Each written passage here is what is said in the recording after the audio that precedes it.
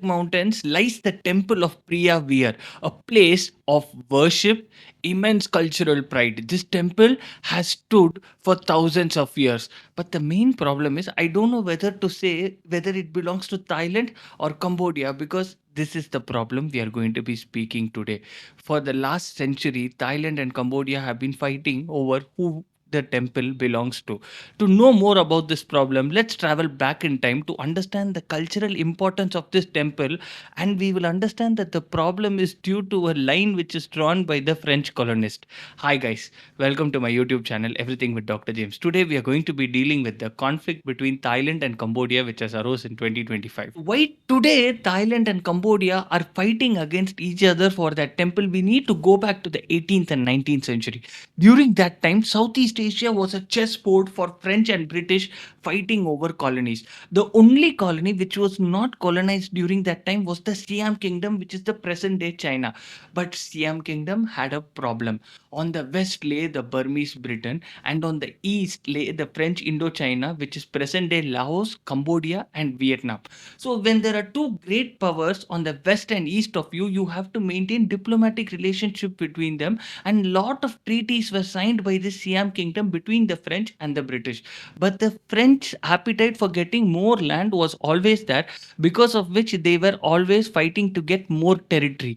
This led to the famous 1893 Parkham incident, when the French boats started sailing in a river to go towards Bangkok. The Siam Kingdom was vastly outnumbered. The French were very powerful that time, so they had to let go of some of their territory, which has become present day Laos. Here, the French appetite did not settle. They still wanted more land, which led to eventual treaties in 1903 and 1907, which led to Thailand, which is the Siam Kingdom that time, giving them the Angkor Wat, which is part of present day Cambodia today. So many treaties being signed, everybody were confused. Whose land belonged to who? The Siamese Kingdom or the French Kingdom? To overcome this, a Siamese French mixed delimitation commission was formed, who wanted to actually demarcate these lands. They chose a watershed area. This watershed area is a series of mountains where rainfall from one side of the mountain flows into the country, and rainfall from the other side of the mountain flows through the opposite side. On paper, this is a brilliant plan because this is a natural line and nobody can change it. But when surveyors started marking it, they did not follow orders and lot of mistakes were committed.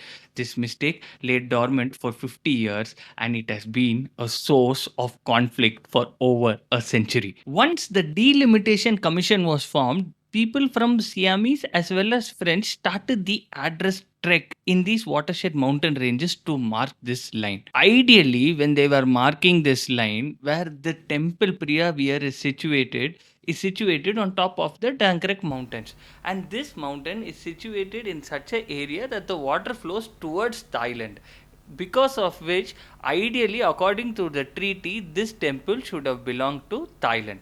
But whether it was a technological error or some limitation in 20th century, or whether the French deliberately did this mistake, we don't know, because when they were marking this line correctly in the Preah Vihear region, they changed the line such that this temple comes to the Cambodian region, because this Dankrek mountain is such that this side belongs to Thailand, this side belongs to Cambodia. But this watershed line, as per treaty, should have drawn this Preah Vihear temple towards Thailand. But they drew the line such that it will belong to Cambodia, which is situated on the other side of the slope. This was the first mistake. Now, the Delimitation Commission made this map and they sent it to Thailand, and in Annex 1, this diagram was there. But the second mistake is that the Thailand officials did not do anything. First, it was the Siam Kingdom. The Siam Kingdom did not do anything, and once it became Thailand also, the officials did not see this mistake, and it lay dormant for 50 years, after which it exploded. Question which will come in everybody's mind is, why didn't the Siamese Kingdom, or when it became the Thailand, did not object to this map? For this, we have to travel to the early 1900s. Imagine a Siamese kingdom which is situated between giant colonial powers of British and French. Every day they were scared that either Britain or French will invade them and they will colonize, as they have colonized Cambodia, Laos, or Burma. So their very fight was the fight of survival and peace and prosperity for the people, and they were concentrating on that. They never thought this temple is going to be a problem, because during that time, The borders were porous. People from both sides, from Thailand as well as Cambodia, used to cross the borders, come to the temple, pray, and maintain the cultural heritage of the temple and go back to their homes. But once the French departed, this is when the time of nationalism kicked in and the problem exploded. Problem started in 1953 when the French gave independence to Cambodia. Immediately, the Thailand forces moved their military into the Preah Vihear Temple, saying that this temple belongs to us. Now, let's see the argument from Thailand side.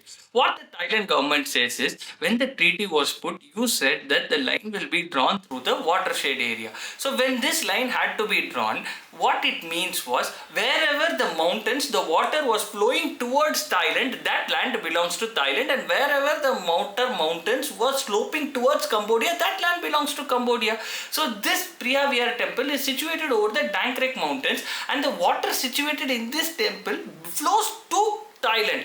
Logically, this land must belong to Thailand. But French during that time, either they wanted to keep this temple in their kingdom, or the technology in the 20th century was very limited. These two reasons can be cited. Or it was human error. They drew a line such that only in this place where water is flowing towards Thailand, still this land belongs to Cambodia.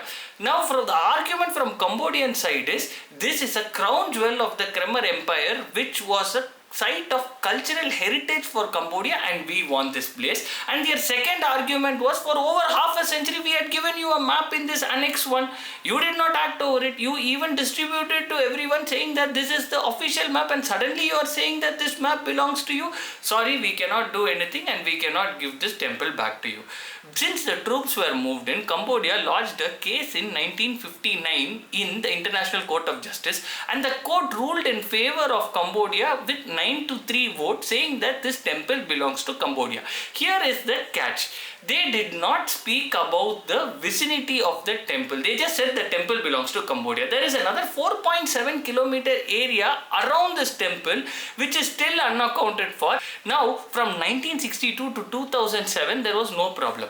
Again in 2007, the problem erupted when Cambodia applied to UNESCO to name this Preah Vihear temple as a cultural heritage site for them, and in 2008 they gave them that also. This was a sign of jubilation for all Cambodians, and they were doing it with a lot of pride.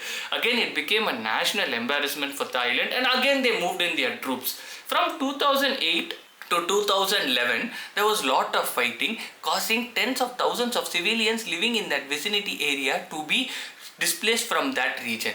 But again, Cambodia went to the International Court of Justice in 2011. They didn't want to reopen again. They just said, you just give the judgment which you gave in 1962, that this temple belongs to us. We don't need anything more. Because of which the International Court of Justice also found reasoning in Cambodia's arguments, and they just reopened that agreement, and they told that this temple belongs to Cambodia. They went one step further by saying that the area in the vicinity also belongs to Cambodia. Again, it became a site of humiliation for Thailand, with protests erupting over Thailand. Time from 2013 to 2025 was a time of relative calmness of this region. But in 2025 May, a Cambodian soldier was killed in the border disputed region. This is where the problem reignited. The Thailand government, on their side, they are saying that a number of Thailand soldiers were walking in this disputed region and landmines were there and they were killed by it. But the Cambodian government says, yeah, we didn't keep any landmines only. These are the landmines which have been situated due to the wars in the last century, and it was not ours. But the Thailand government immediately told their ambassador from Cambodia to come back, and they also told the Cambodian ambassador who's situated in Thailand to go back to Cambodia, and they closed their borders. Now, with the ambassadors gone and borders closed, the troop moved in. On July, gunshots were heard in this area. Heavy artillery and guns have been moved from the Cambodian side and the Thailand side. Thailand, they say that they saw a drone from Cambodia coming into Thailand, because of which they started firing. And Cambodia is saying unprovokedly Thailand started firing on us, and both of them are putting the blame on each other as the aggressor. Now, the Cambodian government has moved to the International Court of Justice, asking them to intervene and to reinstate that this temple belongs to them, and tell the Thailand troops to go back to their country as it had happened previously in the judgments in 1962 and 2013.